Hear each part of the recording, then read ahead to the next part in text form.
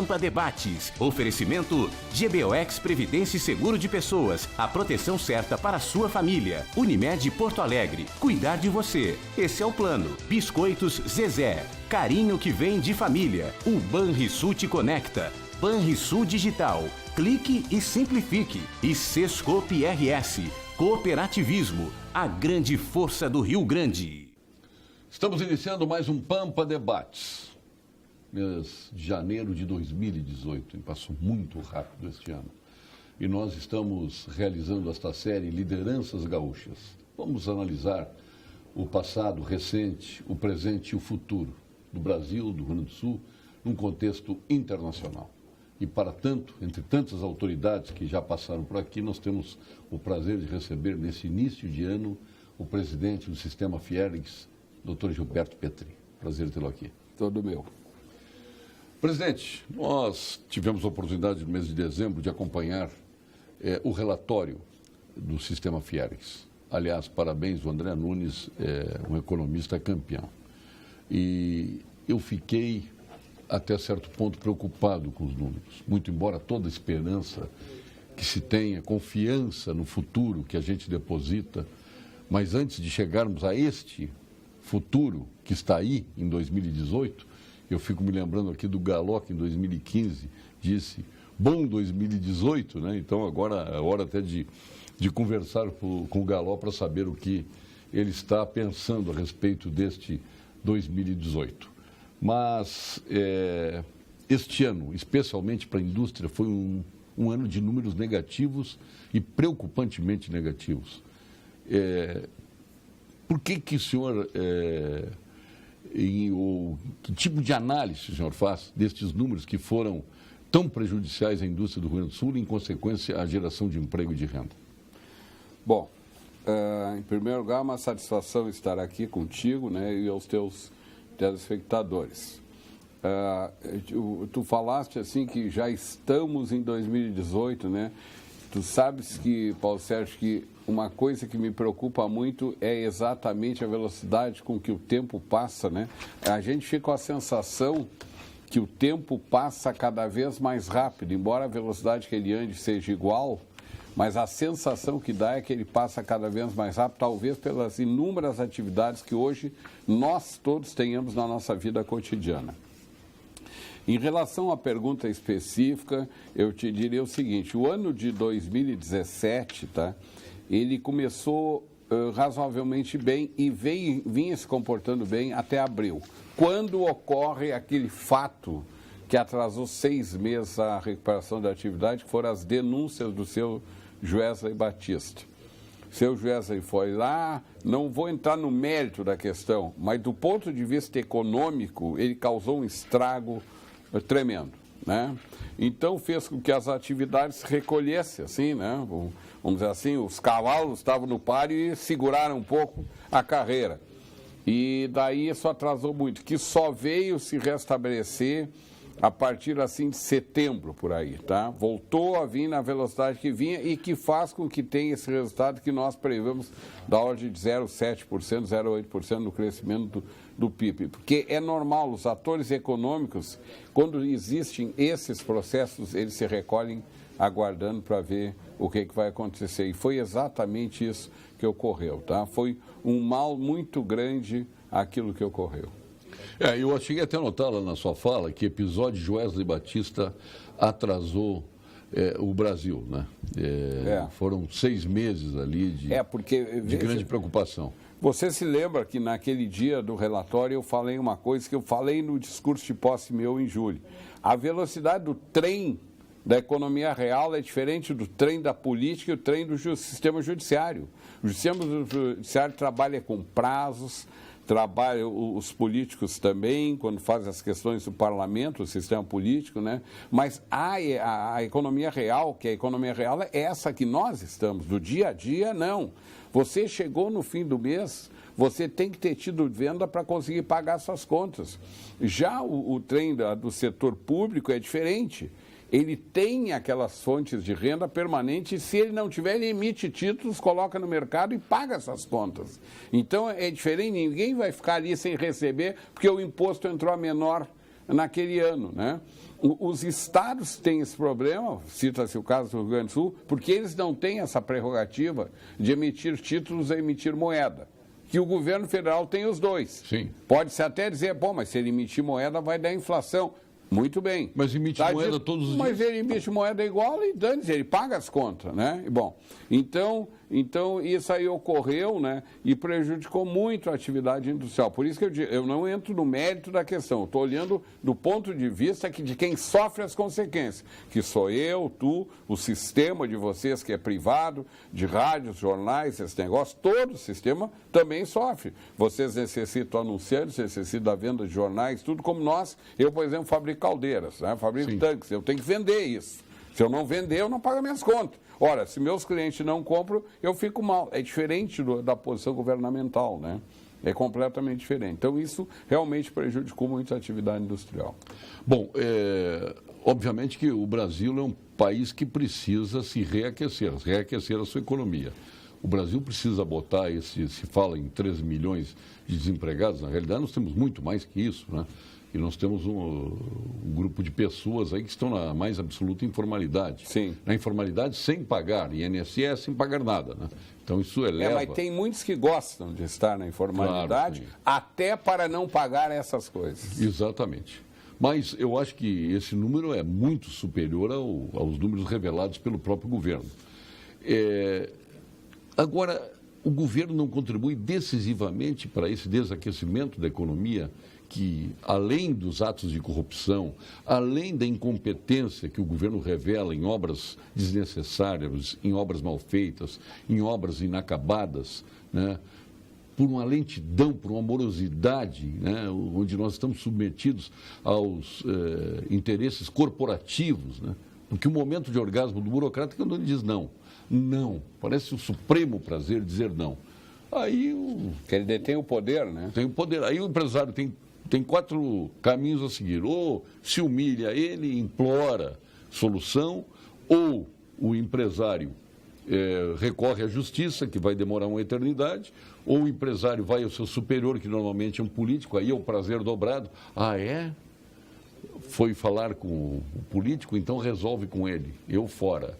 E o quarto é corrupção, que agora espero que esteja viabilizada no Brasil. Então é difícil. Hoje eu estava ouvindo um economista falar que se levava no Brasil quase 6 anos para conseguir botar uma empresa em funcionamento. Desde a sua concepção até colocar ela em funcionamento. E se conseguiu agora no mutirão diminuir isso. Eu acho que não tanto, né? Não, agora não. Agora tem em torno de 1 ano e pouco. Eu acho que 6 anos nunca chegou a esse ponto, né? Mas realmente eram tempos maiores que se levam nos outros países. Isso é visto no Doing Business, aqueles relatórios que saem, né? As facilidades para fazer negócio. Tem um país que são mais fáceis e outros países são mais difíceis de fazer, né? O que não deveria ser, né? Se alguém se propõe a pegar o seu recurso próprio, tirar do banco e botar um negócio onde ele vai correr risco contra o outro que está rendendo, ele devia ter todas as facilidades. Aqui não, aqui é o contrário, né? Ele citava o exemplo de alguns países da Ásia desenvolvidos que um processo como esse demora dias. Sim. Né? E não meses, sim, e não anos. Ele chegou a citar casos de 6 anos que demorou para liberar uma empresa de funcionamento em função do licenciamento ambiental. Paulo Sérgio, você... Que esse é o ambiental, então, se precisar do ambiental, sim, então aí...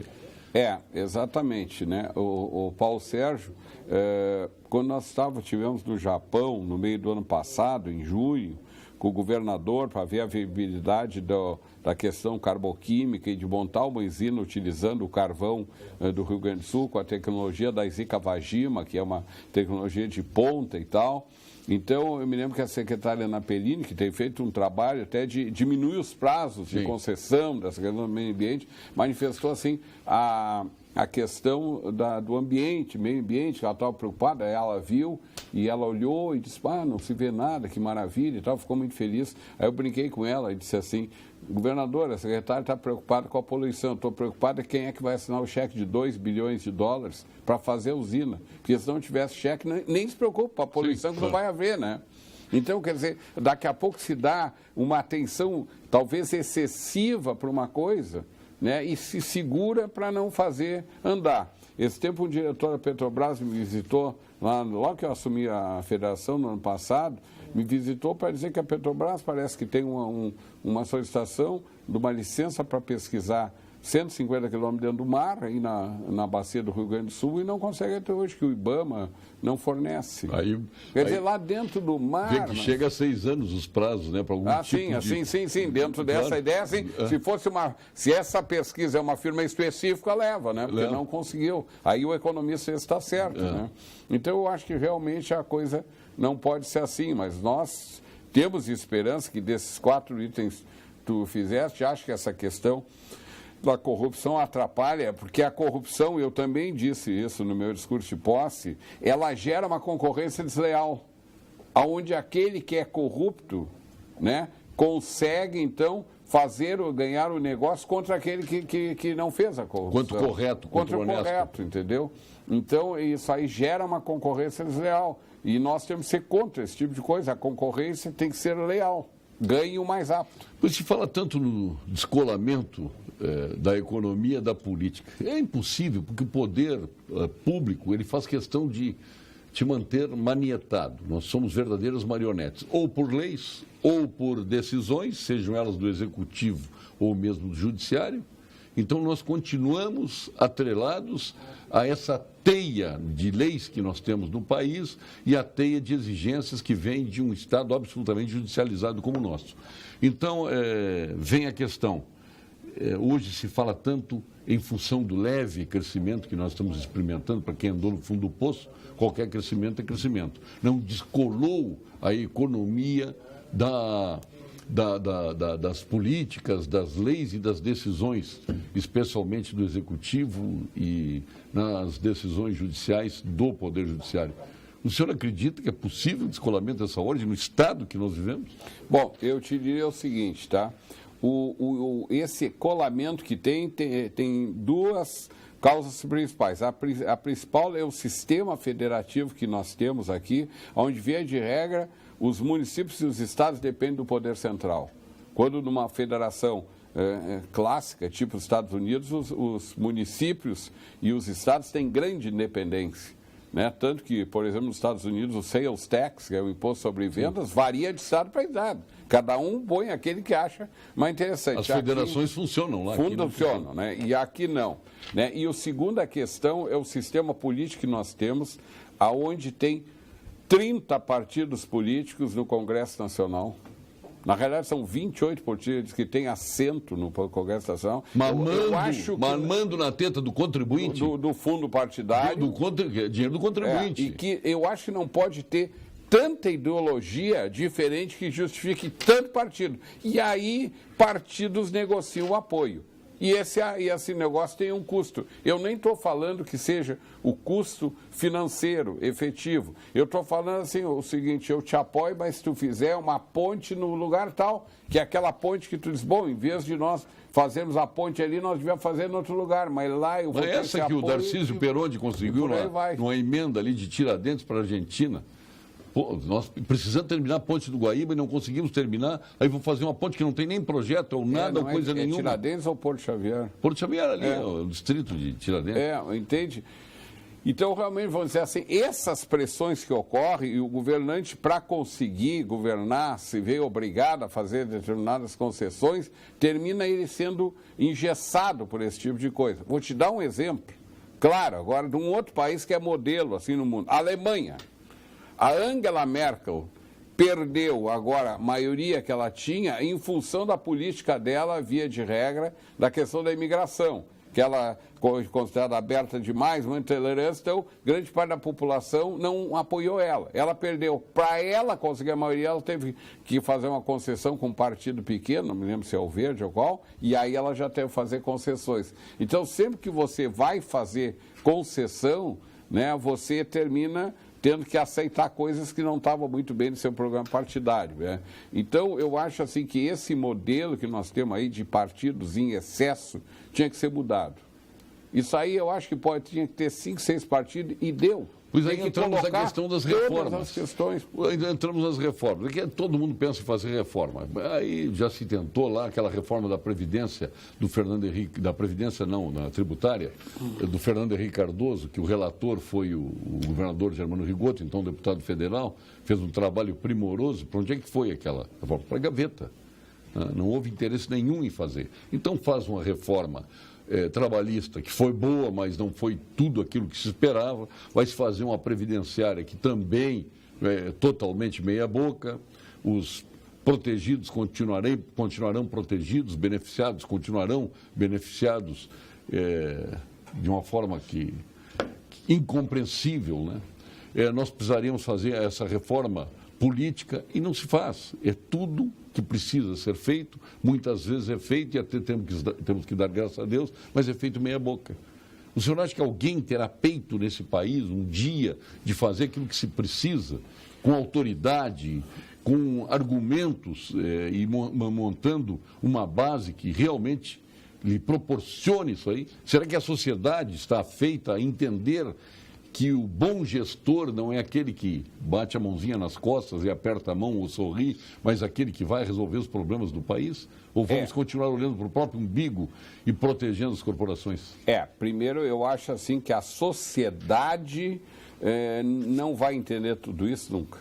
Sempre vai ter uma tendência a tu conhecer melhor aquele que te favoreceu. Isso eu acho que é da humanidade, tá? Bom, agora, um presidente forte para fazer isso teria força. Eu te digo assim, o Lula, no primeiro mandato dele, teve essa chance. Ele tinha força para isso, ele chegou, ele tinha prestígio, ele criou... Tinha a força do voto? Tinha a força do voto, a força junto ao povo, de um modo geral, e ele tinha conseguido aquela projeção internacional a ponto do Obama dizer, esse é o cara, né? E ele não fez isso aí, né? Ele não fez isso aí, e ele era um presidente à força, quer dizer, para isso ocorrer, para isso tudo ocorrer, ou tem que estar um caos total, ou então tem que ter um outro presidente que venha com uma força dessas emanada das urnas, né? Porque a terceira opção é um ditador, um negócio que vem assim que ninguém está interessado nesse tipo de gestão, né? Todo mundo quer seguir pela via democrática, né? Então, esse presidente tem que ter uma força para conseguir isso. Agora, veja bem, né? A questão da Previdência, eu te dou 2 exemplos assim. Na questão da Previdência, a medicina moderna, ela fez com que as pessoas vivam mais.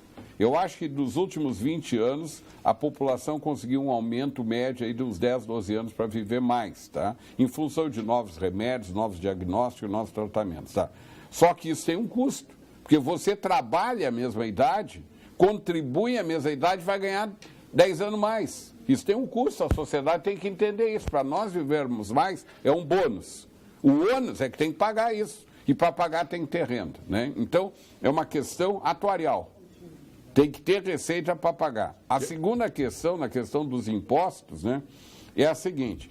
A reforma essa do tributário, todo mundo quer fazer, só que ninguém quer abrir parcela. Então, São Paulo, por exemplo, né, produz 1/3 do país, mas não consome 1/3 do país. Então, se tu mudar o tributo do ICM da origem para o destino, ele já perde. Então, ele não quer, porque vai perder receita. Claro. Então, todos se protegem. Todos querem, mas todos se protegem, querem fazer a reforma. Bom, mas a minha parte, eu não cedo.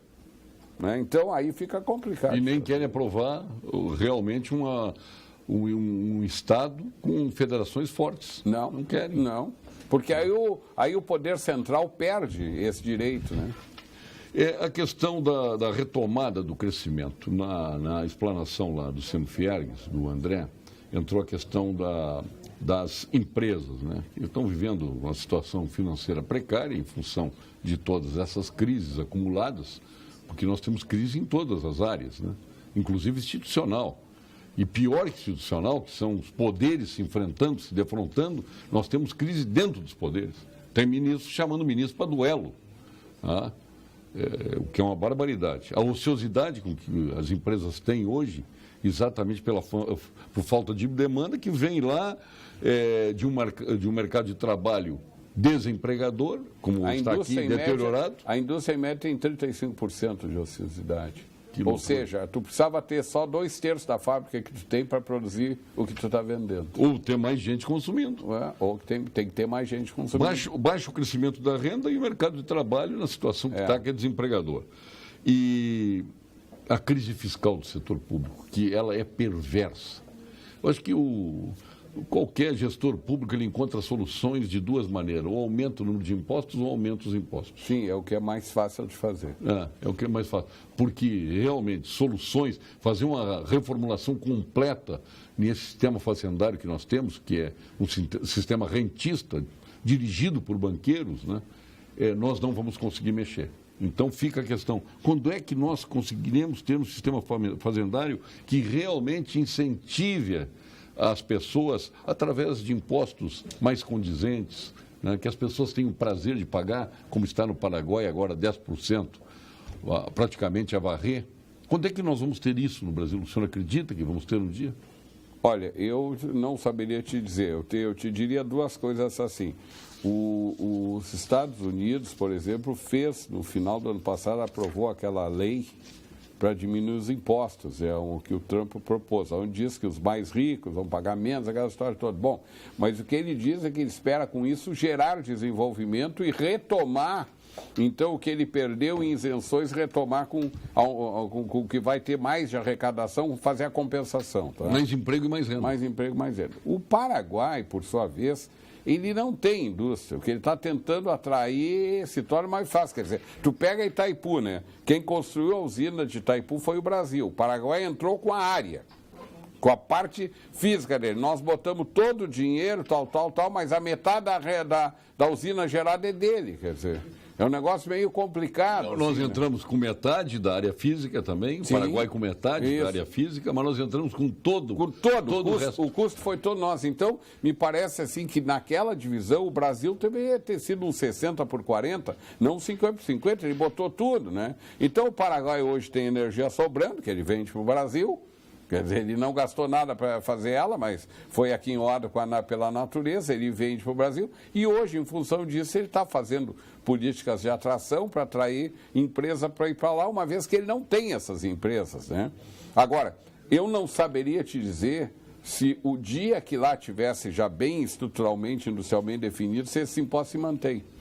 E aí, daqui a pouco, muda o quadro de impostos...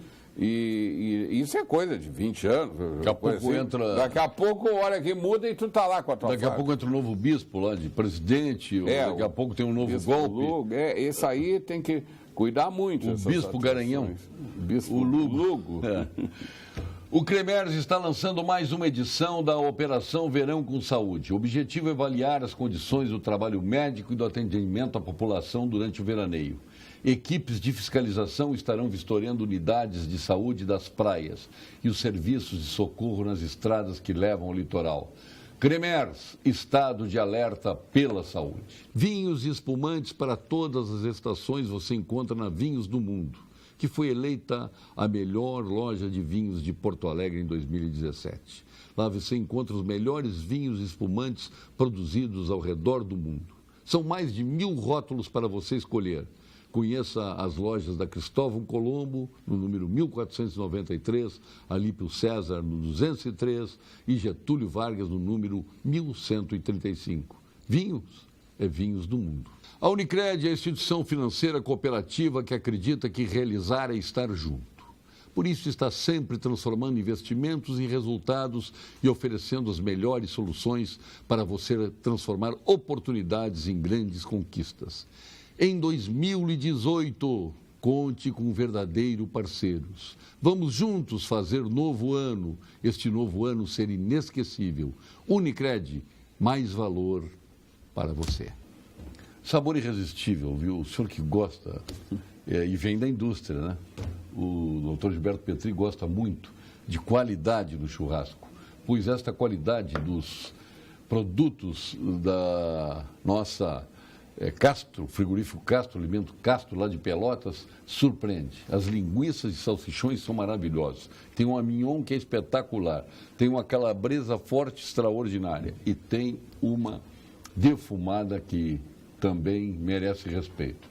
Eu assisti o último jogo do Grêmio, estava lá o governador Sartori, o vice-governador, e comemos estes salsichões maravilhosos da Castro. O vice-governador também. Também, que é colorado, né? Pois é. Ele é colorado, mas o filho dele é gremista, veio dos Estados Unidos para ver o jogo aqui. Mas ele torceu pelo Grêmio, como bom gaúcho, né?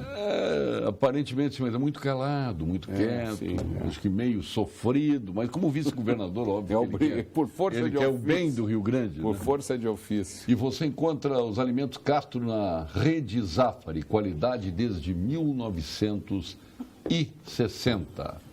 Vamos agora ao quadro de saúde com o nosso PhD em Oncologia, titular do Clínicas, do Ernesto Ornelis, sócio fundador do Instituto Oncológico Kaplan, mais jovem membro da Academia Brasileira de Medicina e nosso presidente da Bienal do Mercosul. Ele que já é presidente da Academia Sul-Rio-Grandense de Medicina e um homem que realmente levou longe a medicina do Brasil na área oncológica e com vinhos maravilhosos. Mas vem aí o Dr. Gilberto Schwartzman. Fale, Dr. Gilberto. Boa noite, eu sou o professor Gilberto Schwartzman, sou especialista no tratamento do câncer. Os senhores e senhoras não têm ideia de como o tratamento do câncer de mama avançou nas últimas décadas. Antes, as mulheres sofriam com a retirada da mama e com os efeitos colaterais do tratamento, que eram tóxicos e pouco eficazes. Hoje, a medicina aprendeu a separar melhor os tipos de câncer de mama, oferecendo tratamentos mais adequados para cada tipo em particular. A grande maioria das mulheres não necessita mais retirar a mama. Não é maravilhoso isso? Podemos oferecer cirurgia que preserva a mama, associada a tratamentos muito menos agressivos. Da mesma forma, as pacientes que necessitam tratamento medicamentoso são selecionadas de forma muito mais criteriosa e há novos medicamentos muito ativos e menos tóxicos. Ou seja, o tempo de tratamentos tóxicos e poucos eficazes ficou para trás. Discuta esse assunto com o seu médico.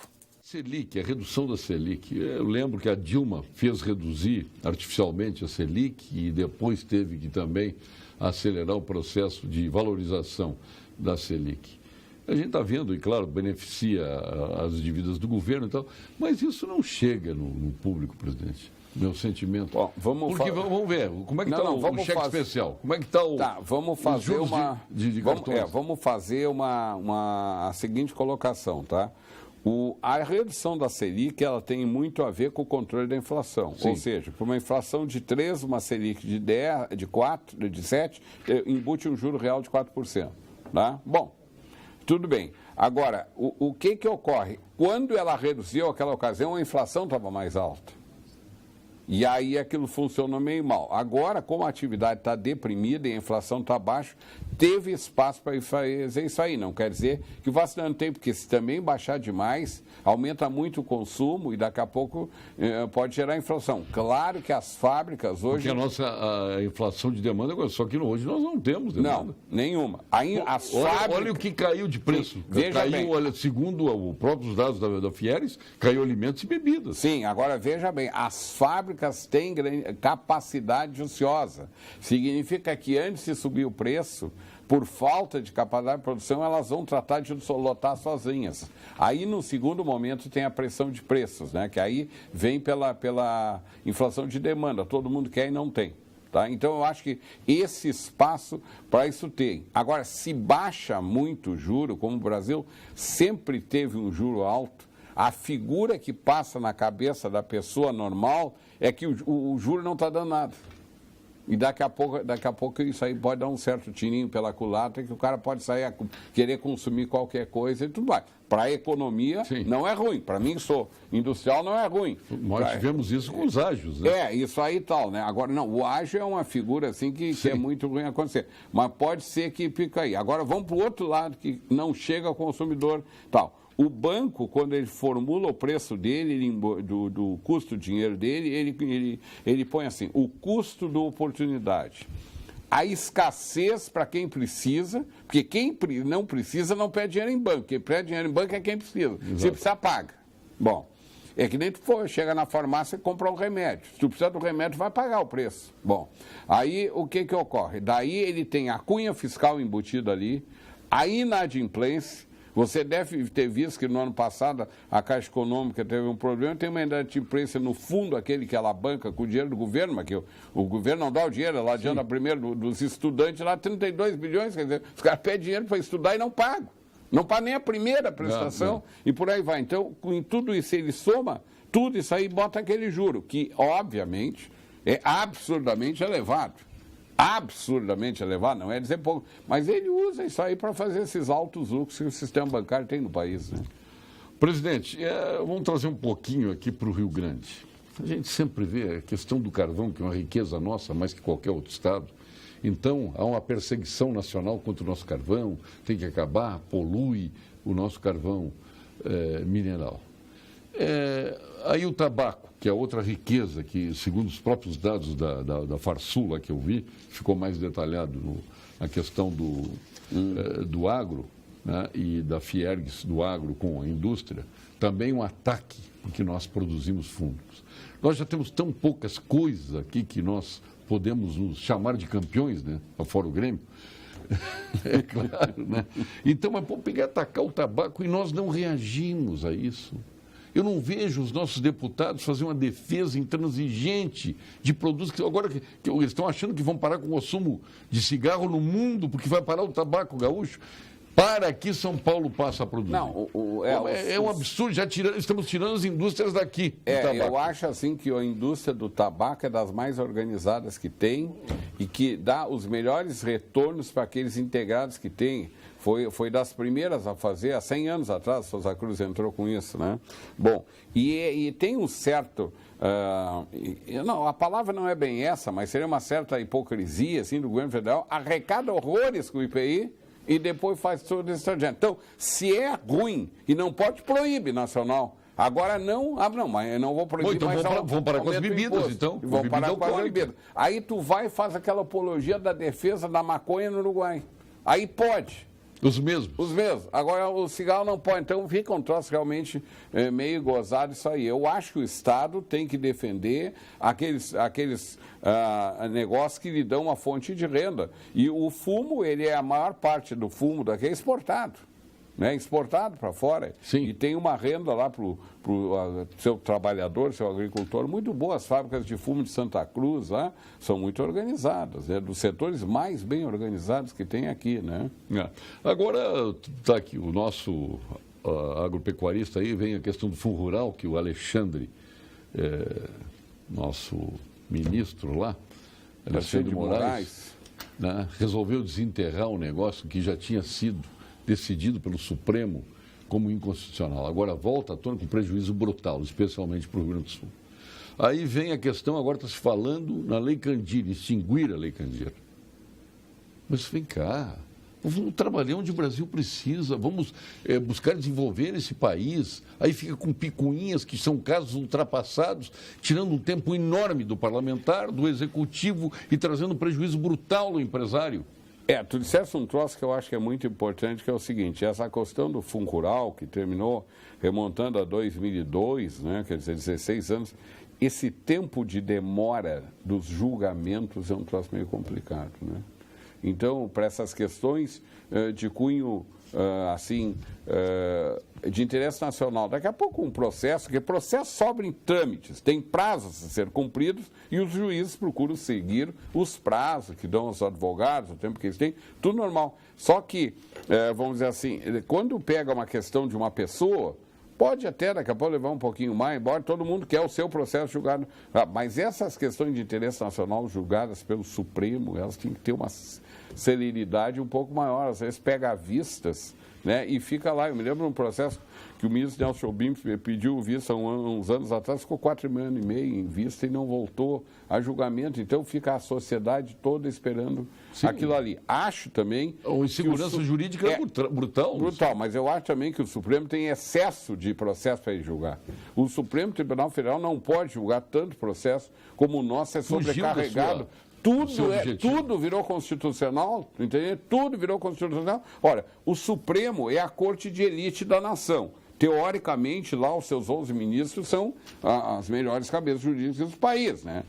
Do ponto de vista judicial, né? Não, mas tem o juiz tal que é brilhante no tribunal tal. Tá, mas nós falamos na média geral. Ninguém chega a ministro Supremo só porque é advogado. Tem que ter alguma condição adicional, bom juiz, um monte de coisa. Prestígio político. Um monte de coisa, né? Faz parte disso tudo, é um jogo, né? Assim, mas, de um modo geral, os ministros têm bom conceito, né?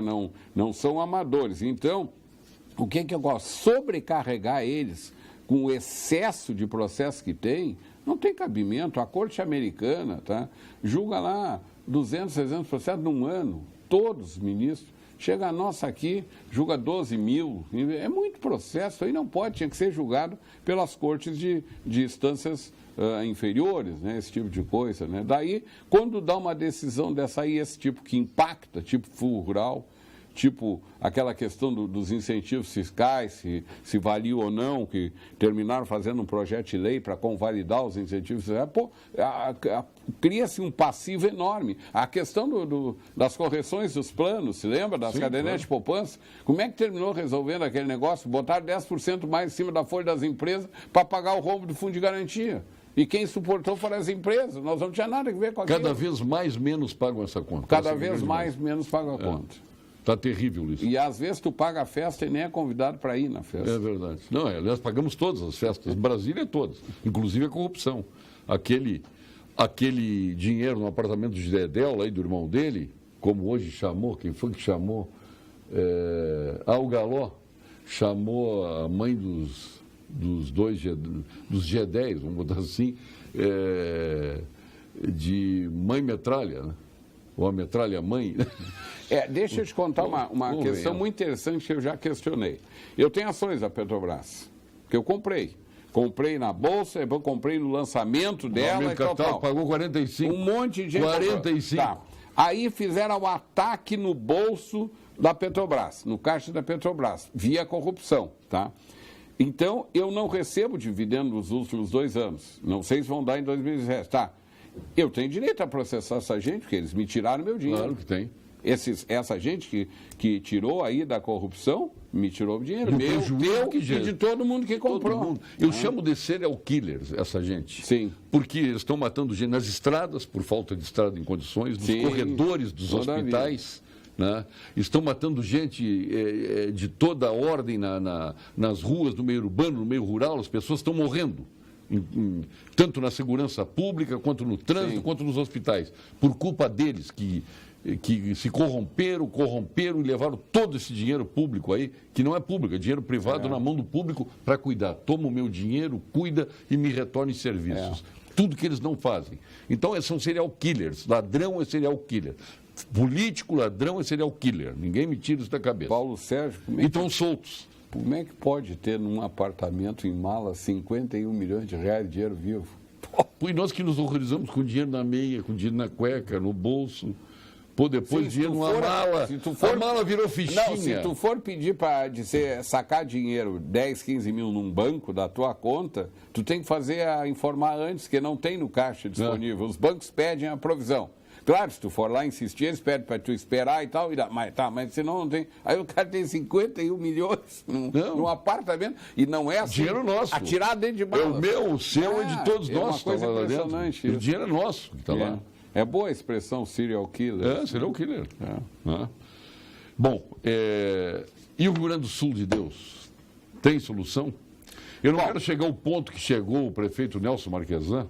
Às vezes a pessoa deve olhar para o próprio umbigo, para a sua própria administração. Mas disse lá, os deputados que votam contra o governador são covardes. O deputado que vota a favor é corajoso. Aí é democrático, né?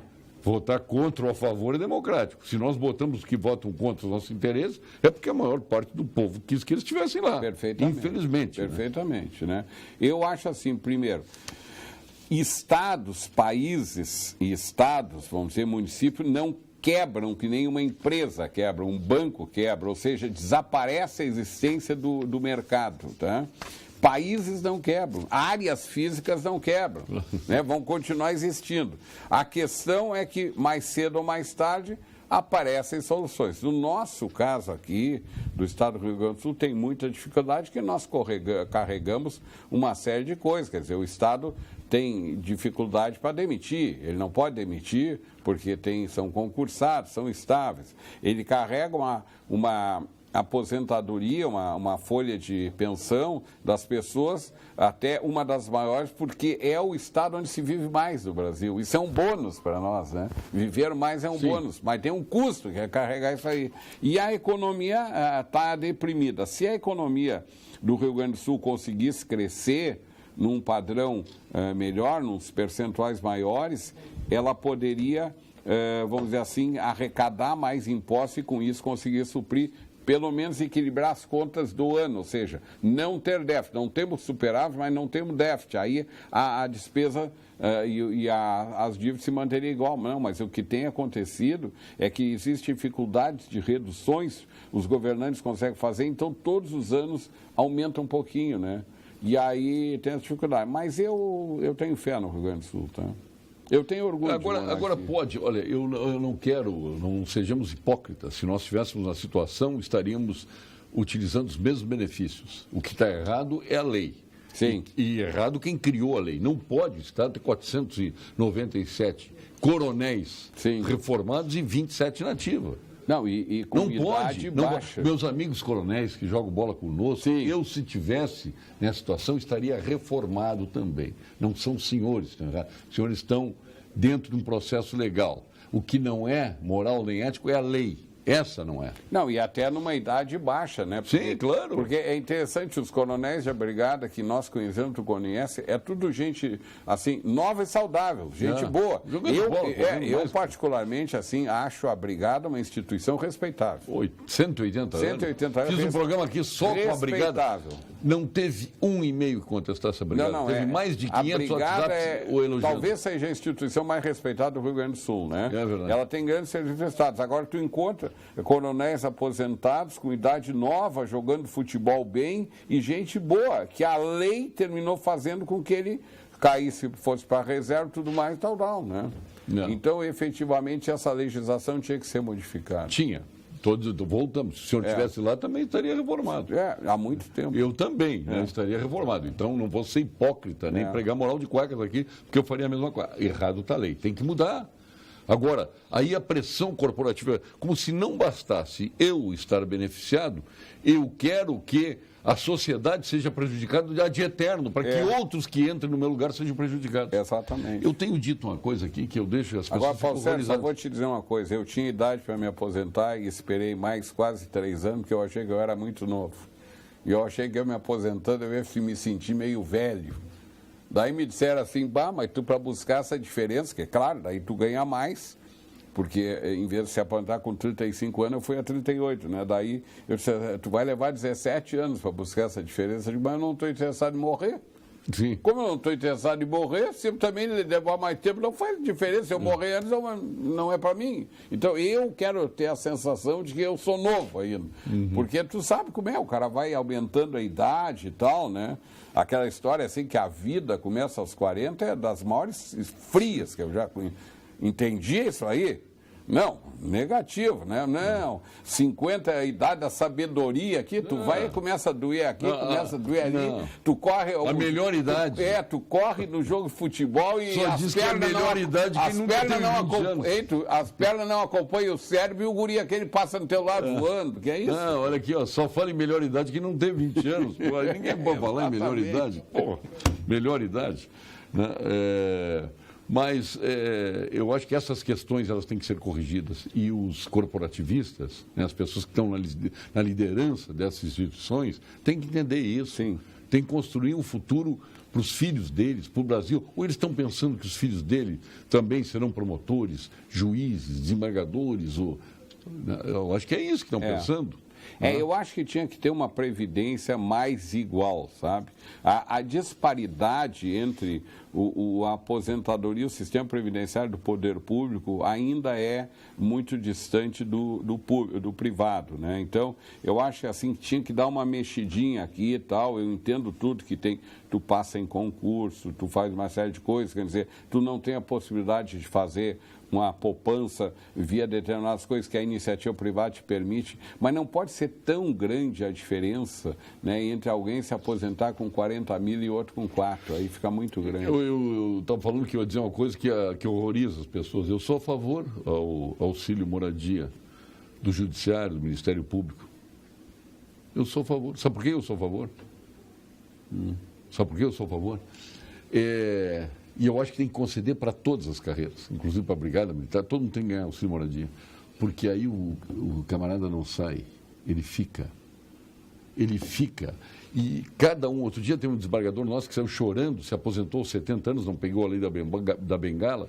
Nós fomos ver quantos desembargadores, que eu quero tem na vaga dele, sim, eram 11 mais 2 pensionistas, 13, mais um que entrou, 14, ganhando salário cheio. Agora, se tem aqui o cara recebendo auxílio moradia, ele não sai para não perder.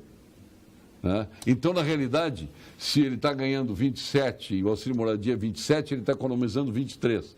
Então, eu sou a favor, minha questão é econômica, eu sou pragmático. Entendi. Eu sou pragmático. No fim, quem fez isso aí, quem criou, foi para tapar o furo da falta de aumento. E, no fim, fez um benefício. Mas eu sei de desembargadores e juízes que disseram que não querem auxílio moradia porque moram em casa própria. Tem uns que disseram que não querem, em seguida foram lá, não, eu vou querer. Divulgar na imprensa, não quero. E daqui a pouco foi lá, não. Agora, tem um dado interessante de um juiz que era meu amigo, viu? Sim. Tem um juiz que era meu amigo, que ele foi, por uma questão ele foi aposentado antes e contaram o tempo errado e outros juízes entraram questionando, ele teve que voltar a trabalhar, precisou trabalhar mais 2 anos. Ele ficou 10. Quando ele voltou, ele disse assim, que bom que eu voltei, eu não aguentava mais em casa sem ter o que fazer, sabe? Ele ficou 10 anos mais, tinha que trabalhar 2, ficou 10 anos mais. Porque ele disse que ele não tinha o que fazer em casa. Tem um amigo meu que se aposentou e se arrependeu.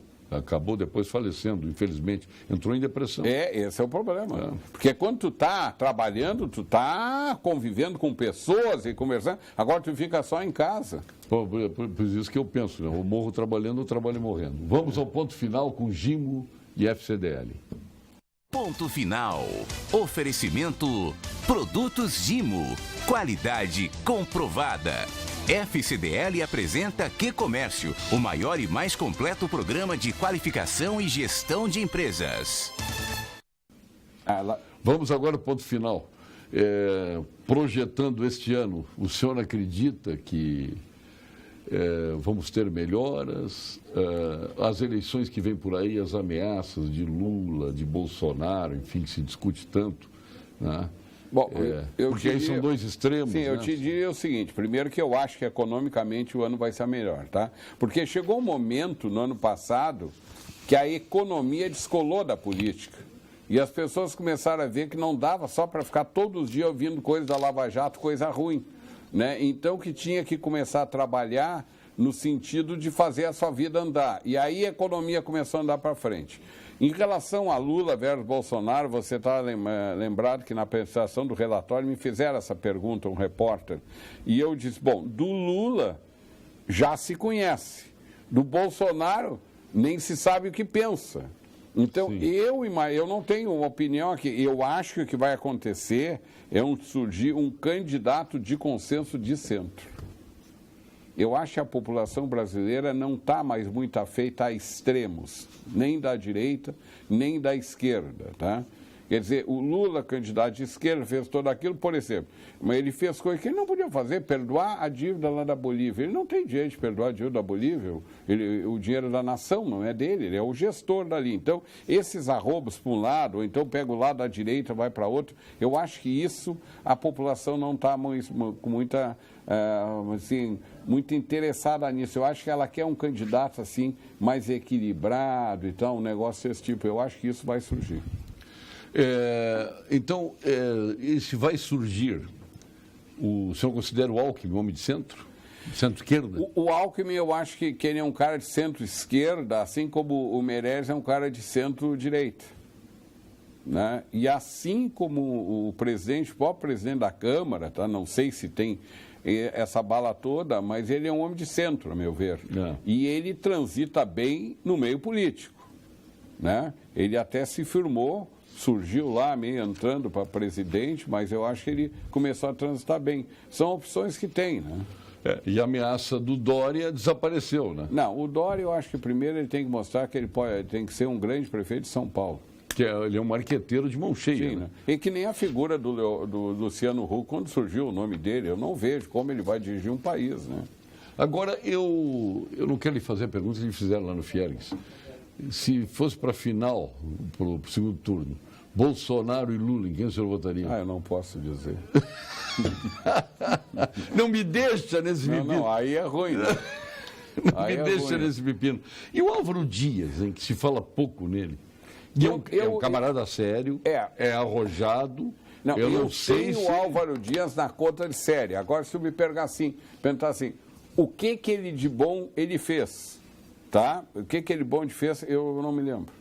Se tu me perguntar assim, o Lula, tá? O Lula sempre foi um cara que teve, pela posição contrária à nossa, líder sindicalista, obreiro contra líder patronal, mas foi um homem que fez coisas, do ponto de vista para a categoria, ele conquistou, lutou e tal pela categoria dele. Então ele tem um histórico que pode não me agradar muito, mas ele fez. Agora, eu não encontro assim o que o Álvaro Dias fez. Me dá uma grande realização dele, eu não me lembro. É que nem falar é um crítico mordaz, crítico mordaz. É que nem o Roberto Requião. Fala de tudo, tá? Mas o que ele fez? Qual é a festa que ele organizou? Pô, não me lembro. Tu tem que te lembrar de alguma coisa. Do Lula tu encontra. De outros tu encontra, né? Da direita tu encontra. Eu não me lembro desses caras terem feito alguma coisa assim. Porque, Paulo Sérgio... Bolsonaro, o que fez? Bom, eu não tenho uma realização dele. Eu vejo que ele luta lá contra o negócio que é armar... Os direitos humanos. Tudo bem. Ele afronta tudo que até certo ponto essa história dos direitos humanos também é meio complicado, porque em nome dos direitos humanos se protege muito bandido e não a vítima, né? Sim, mas então, eu não estou discordando dele, eu estou discordando dele. Mas o cavalo de batalha dele é realmente a luta contra as pregações do direito humano. Sim, nisso aí eu acho que ele está certo, tá? Porque esse troço só o outro... É um exagero, O cara que morreu, tu pensa bem, uma pessoa perde a vida, ela deixou de existir sobre a Terra, com todas as consequências que isso envolve, familiares, tal, profissionais. Aí daqui a pouco estão preocupados com o cara que matou, porque a carceragem não está adequando ele bem, ele não está sentindo bem, não pode ser assim a coisa, né? Então, eu acho que isso aí não tem, mas eu sempre te digo o seguinte, Paulo Sérgio, tá? Costumo dizer sempre isso. Tu dizer vamos fazer uma festa é uma barbada. Agora, organiza a festa. O trabalho que dá para fazer, quem vem, comida, local, tudo, isso dá um trabalho desgraçado. Isso pouca gente faz. O mais fácil é tu dizer, não, temos que fazer uma festa aqui. Ah, tudo bem, todo mundo gostou, mas organiza a festa. O que o senhor espera para esse ano de 2018? O que eu espero? Porque o que eu estou observando, o que o senhor espera para 2018? Eu espero que a economia cresça e que nós saibamos eleger um presidente que possa dar um destino que um país que tem 205 milhões de consumidores, isso não é pouco, deve ter. Nós temos que ter um governante bastante bom. Quem sabe a gente não faz um parlamentarismo e contrata o Obama para dirigir o Brasil? Não, eu não, com todo respeito, eu não acreditei nunca no Obama. É mesmo? Não. É um dos poucos que eu vi dizer isso. Mas eu nunca achei assim... O senhor é mais Trump, então? Não estou entrando nessa, Sim. né?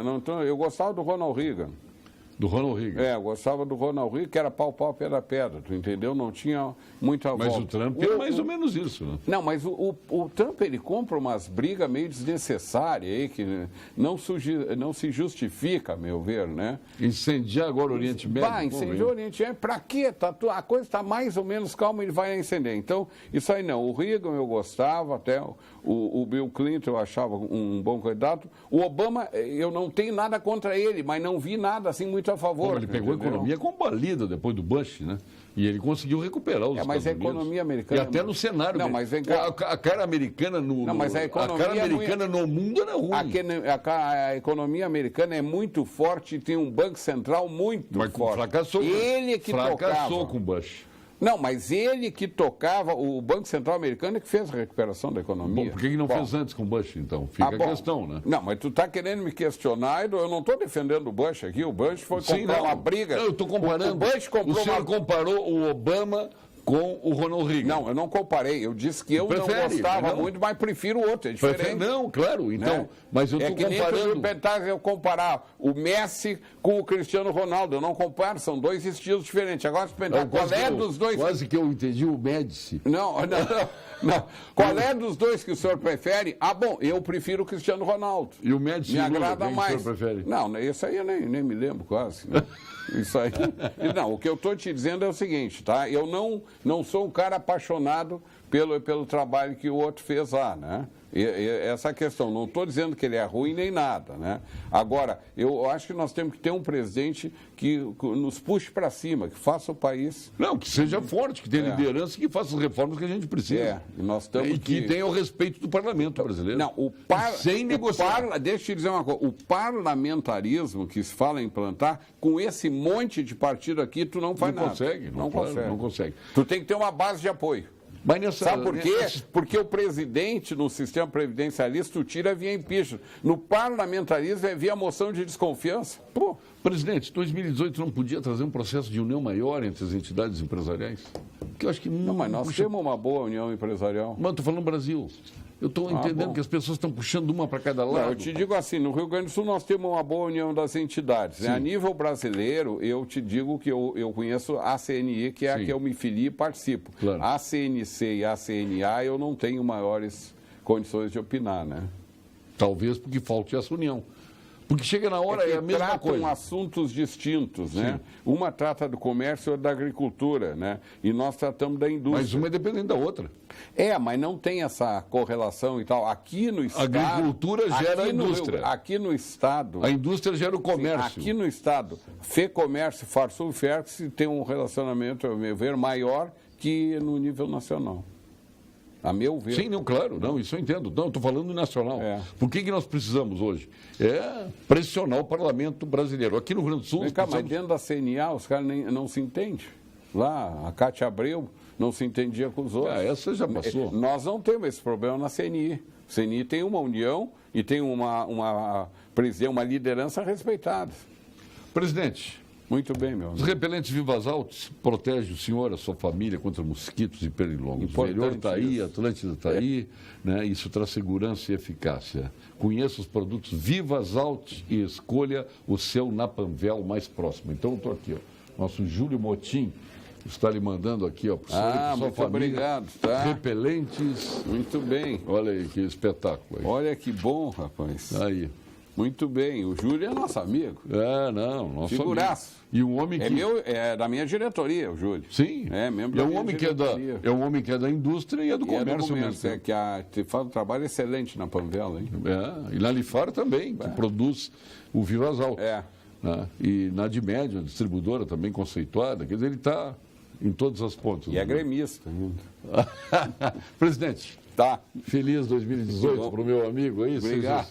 Muito feliz aí ao lado de toda a indústria e vamos esperar o crescimento aí. Isso aí. Vamos ver no final do ano, no balanço de fim do ano, o que eu vou dizer para vocês. Podemos dizer, lembrando o Galó em 2015, feliz 2018? Feliz 2018. Dá para dizer. Não vamos dizer feliz 2021. Não, feliz 2018. Então tá. Maravilha, presidente. Que prazer tê-lo aqui. Todo meu. E foi altamente elucidativa a sua presença aqui para os nossos telespectadores. Assim estamos começando neste conjunto de lideranças que estão passando pelo Pampa Debates, né? Uma pessoa que eu conheço há muitos anos, respeito, gosto muito, né?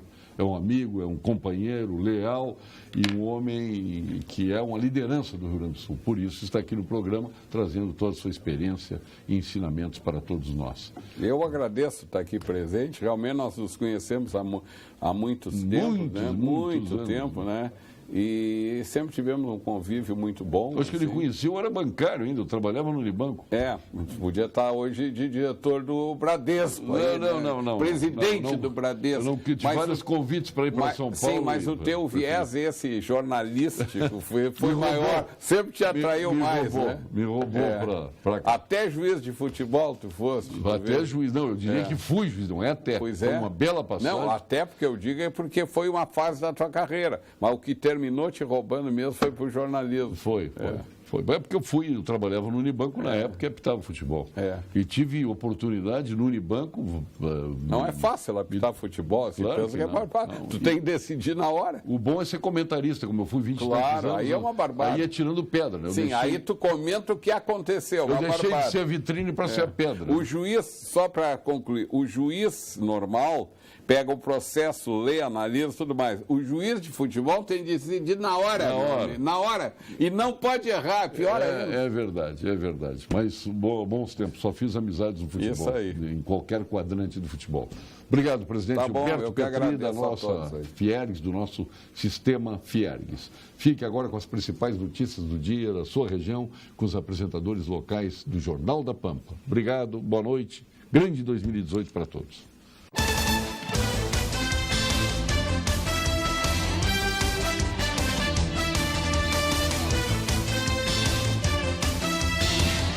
Pampa Debates. Oferecimento GBOX Previdência e Seguro de Pessoas. A proteção certa para a sua família. Unimed Porto Alegre. Cuidar de você. Esse é o plano. Biscoitos Zezé. Carinho que vem de família. O Banrisul te conecta. Banrisul Digital.